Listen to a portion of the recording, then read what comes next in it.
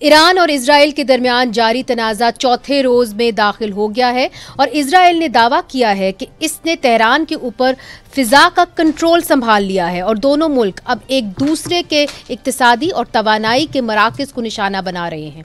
Israeli हमलों में senior ईरानी फौजी कमांडर समेत 220 से ज़्यादा अफराद हलाक हो गए हैं, जबकि ईरान के मिसाइल हमलों में 24 इजरायली हलाक और 600 के करीब जख्मी हुए हैं।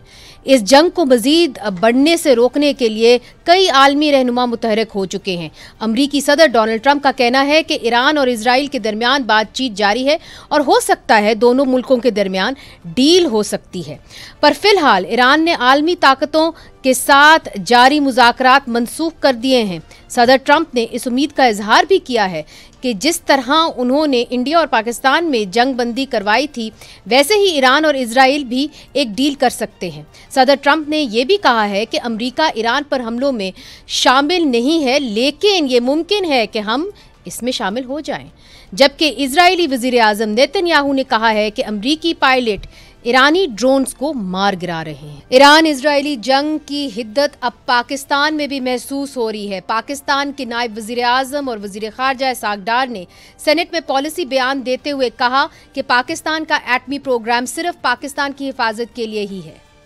हमें सबको बड़ा एक तो मुहतात होके मेरे समेत बात करनी चाहिए। इट्स नॉट यानी को बच्चों का खेल नहीं है, ये एक सीरियस किस्म की वॉर शुरू हो चुकी है, जैसे हमारी थी इंडिया पाकिस्तान की। ये एक जो एक लेटेस्ट इंट्रीग हुई है इसी सोशल मीडिया के हवाले से कि जी उनके ईरान के एक जनरल्स को कोट करके कि जी पाकिस्तान ने ये कहा है कि अगर इसराइल ने हमारे ऊपर न्यूक अटैक किया तो पाकिस्तान इसराइल के ऊपर न्यूक्लियर हमला कर देगा। ये इतनी ये गैर ज़िम्मेदाराना और इतनी झूठी खबर है। तो मैं ये क्लियर कर रहा हूँ कि it is our for the purpose of our self defence, ये हमारा डिटरेंस है। तो हमने कोई ऐसी स्टेटमेंट हमारी तरफ से कोई ना स्टेटमेंट किसी ने दी है, इसको फैब्रिकेट किया गया है।